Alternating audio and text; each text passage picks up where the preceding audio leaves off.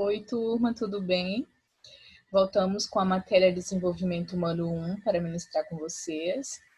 E hoje vamos falar brevemente sobre o que é o desenvolvimento humano 1, o que vamos estar falando no decorrer do semestre, para podermos entender qual que é o objetivo dessa disciplina.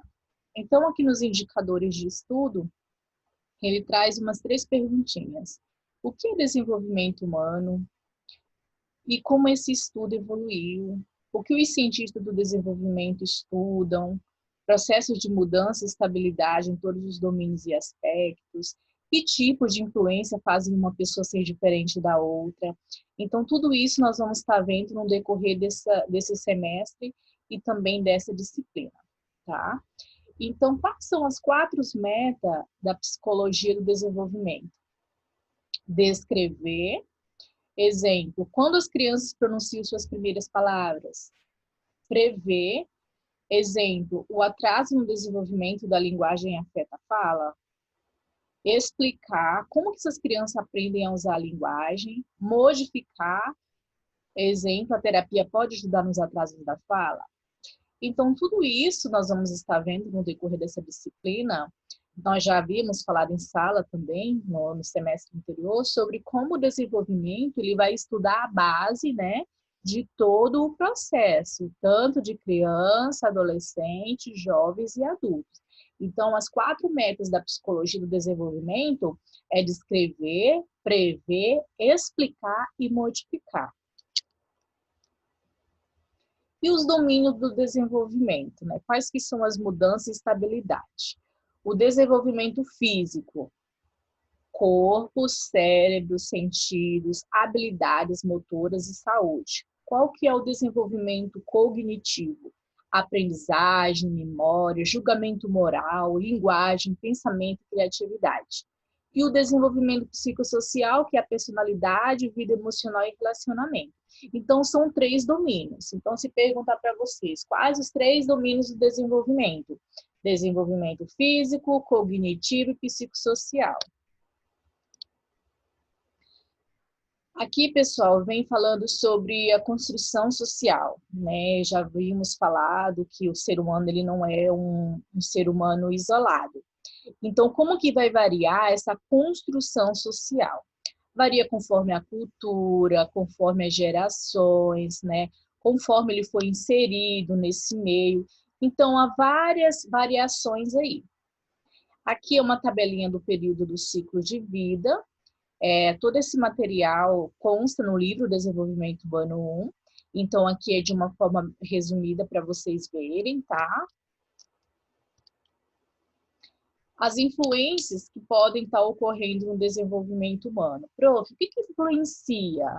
Como que o indivíduo ele é influenciado para ter as suas modificações? Os indivíduos eles variam no ritmo e no tempo de desenvolvimento devido à hereditariedade, que é o quê? Traços já herdados de pais biológicos, o ambiente, falamos muito sobre o ambiente, como que ele influencia, lá na parte do behaviorismo, como que somos influenciados pelo meio, né?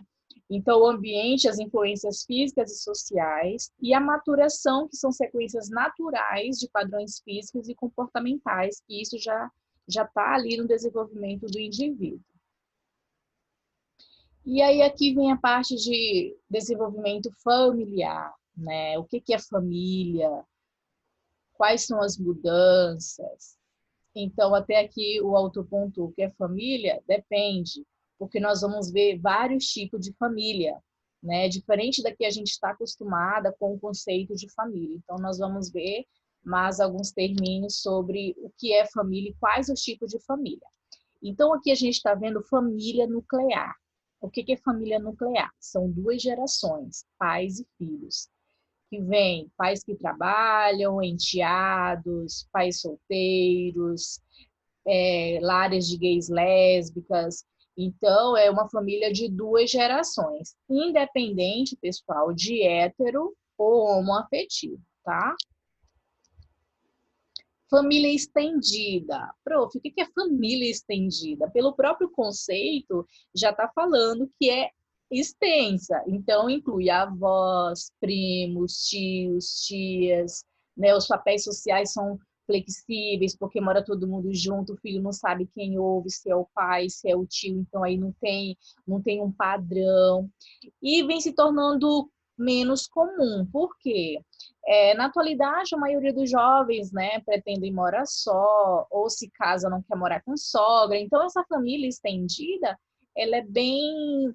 Está perdendo muito esse conceito, porque ela está se tornando menos comum. Não é tão vista. Ainda existe família estendida, mas não é uma família que está aí persistindo.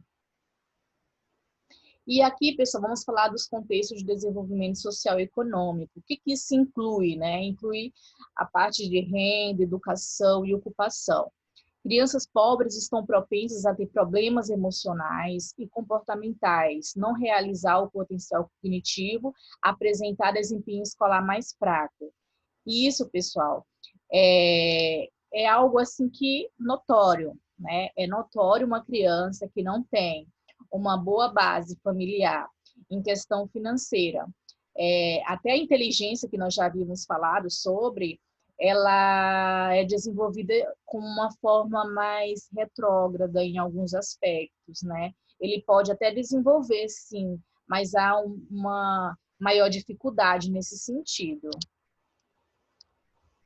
Aí vamos retornar a um tema, né? Um tema que também é algo visível. A pobreza prejudica as crianças muito, pessoal, muito. A pobreza, sim, prejudica as crianças, tanto na área da educação, na área médica. Na educação, a criança repete várias vezes de série, morte na infância por não ter meios, né, até a parte básica de higiene, muitas vezes essa criança não tem. Então, sim, se isso for questionado mais na frente para vocês, se a pobreza prejudica as crianças, prejudica e muito em todos os aspectos: saúde, educação, familiar e entre outros.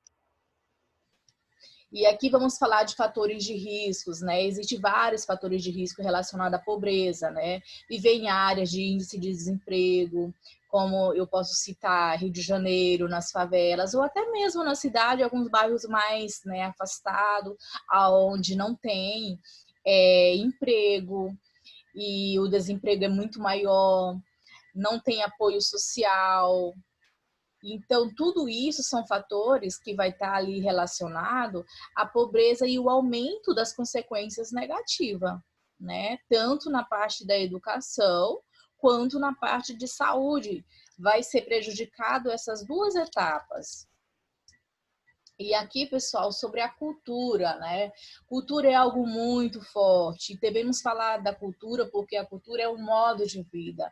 Inclui costumes, tradições, arte, comportamento aprendido e transmitido aos filhos. Então, é um comportamento que já está enraizado. Por isso, quando eu costumo falar que quando você vai atender uma pessoa, você precisa saber da cultura dela, que meio ela estava inserida, quais foram os valores que foram passados, que foram transmitidos a eles. Porque a cultura, pessoal, vem dos avós, os avós passam para os pais passam para os filhos, e assim vai seguindo uma corrente. Aqui fala um pouquinho sobre o desenvolvimento de raças e etnias, né? Que há também uma diferença sobre os grupos étnicos, raça, generalização étnica. Mas o nosso foco é mais no desenvolvimento de forma geral, né? E de forma em faixa etária. Então, aqui as influências normativas. O que são as influências normativas? Está relacionado para uma faixa etária.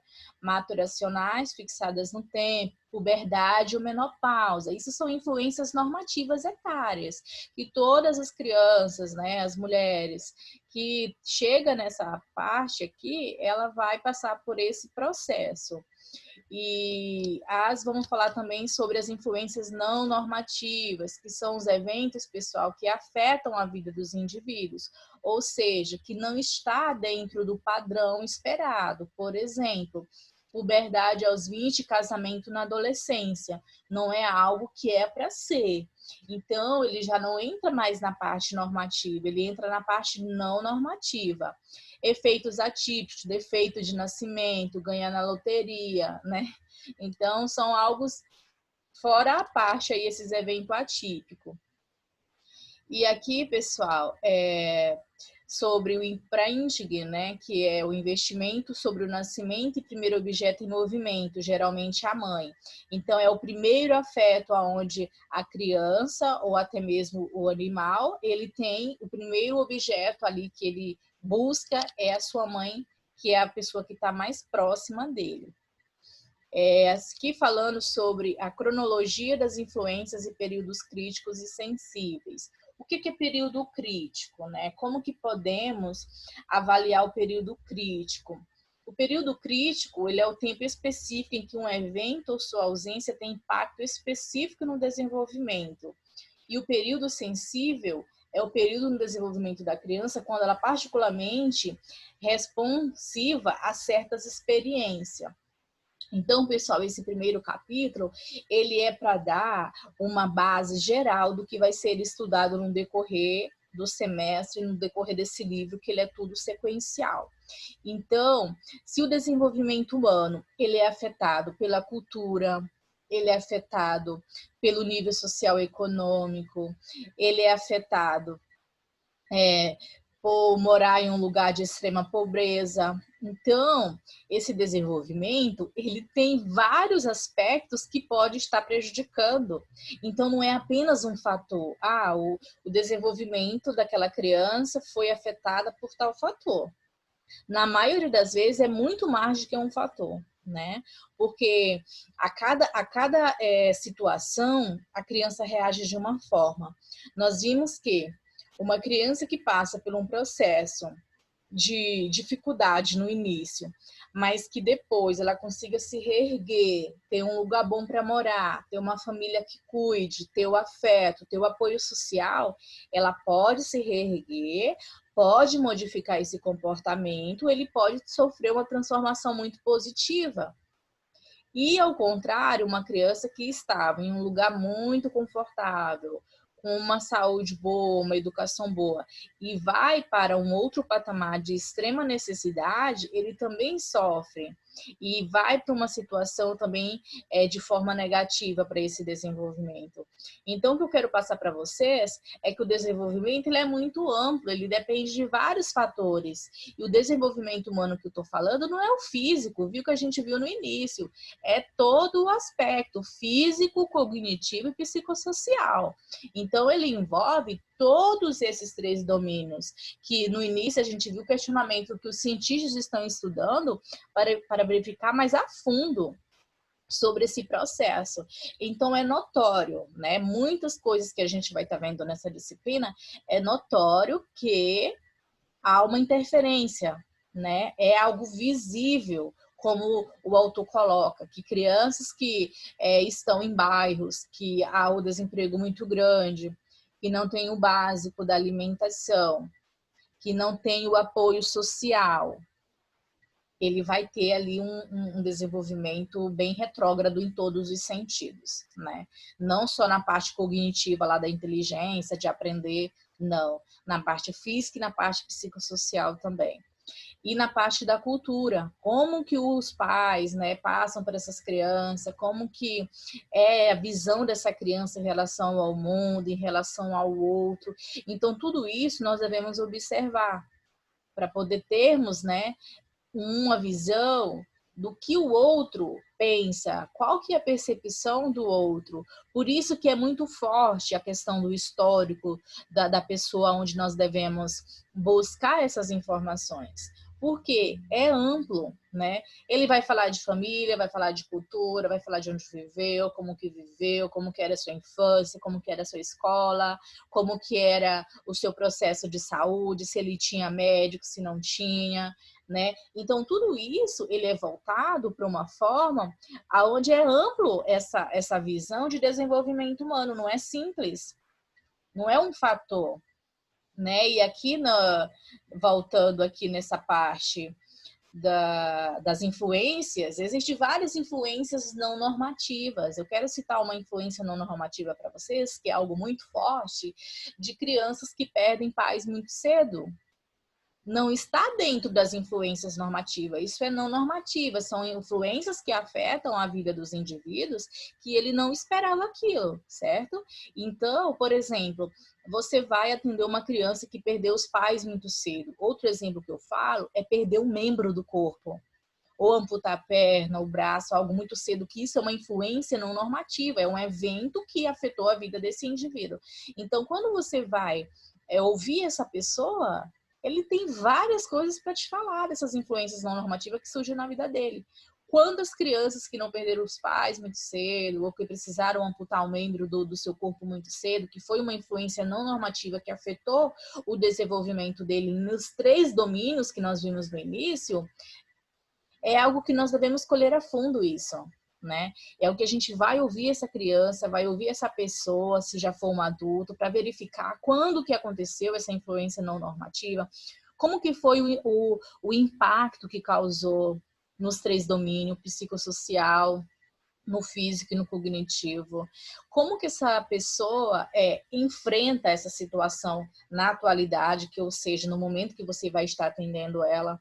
Então, tudo isso é para verificar algo que está lá atrás, mas que influenciou no desenvolvimento dessa pessoa. Influenciou e trouxe outras coisas de formas negativas que influenciou lá na frente também, não só no passado, quando foi um sofrimento, quando causou angústia, mas isso ele levou também mais na frente, se ele não tiver tratado na época, né? Se não tiver passado por nenhum profissional para trabalhar essa influência não normativa. Então, a influência não normativa, ela vem de forma atípica, né? De forma que não é esperado, em um momento que não é aquele que é para ser. Aqui foram colocados 2 exemplos de forma clara. Puberdade aos 20 anos, não é normal. Casar na adolescência, não é normal. Então, é algo que não é esperado naquela fase da vida, certo? Então, recapitulando nesse capítulo aqui, para deixar bem claro, o principal objetivo dele é pontuar as influências normativas e não normativas.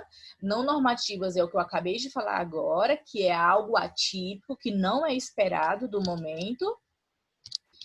E a normativa, ela é normal, porque ela está ligada ao momento do momento presente, né? Ela está ligada a uma situação que é para acontecer. Então, todos passamos, né, as mulheres, pelo processo da puberdade até a menopausa. Então, é algo que é para ser no momento certo e é algo normal. E a não normativa, ela vem, né, atípica ao que é a normativa. A não normativa, ela vem para afetar a vida do indivíduo. Ela vem para causar ali algum dano, alguma dificuldade. Então, influências normativas e não normativas, espero que tenha ficado claro, tá? E os 3 domínios, que é o que mais eu peço para vocês memorizarem nesse capítulo, tá? Que é a parte das 4 metas da psicologia também, recapitulando as 4, descrever, prever, explicar e modificar. Os domínios, desenvolvimento físico, desenvolvimento cognitivo e desenvolvimento psicossocial. E a parte que eu quero que vocês verifiquem e leiam no livro, tá? Não se atentem só a esse resuminho aqui, mas leiam no livro, que tem muito mais informações riquíssimas sobre as influências de forma mais ampla.